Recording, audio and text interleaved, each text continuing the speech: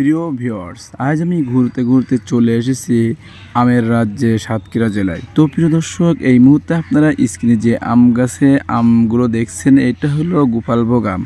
তো আজ বৈশাখ মাসের 19 তারিখ চলে। তো দেখেন অলরেডি এই আমগুলা পাকা শুরু করছে এবং এই আমগুলা অনেক বড় বড় হয়, প্রায় দুইটাতে 1 কেজি 200-300 গ্রাম করে ওজন হয়।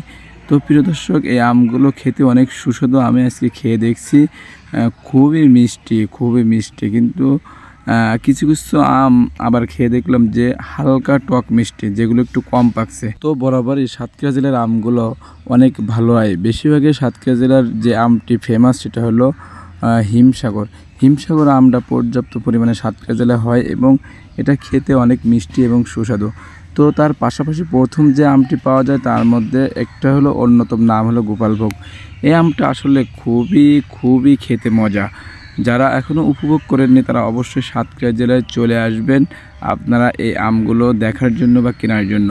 এবং যারা ঘুরতে পছন্দ করেন তারা অবশ্যই সাতক্ষীরা জেলায় এসে এই আমগুলো দেখবেন, আপনাদের খুবই ভালো লাগবে। কারণ এই বছর আমের ফলন অধিক পরিমাণে বেশি এবং দেখতেও খুব ভালো লাগছে।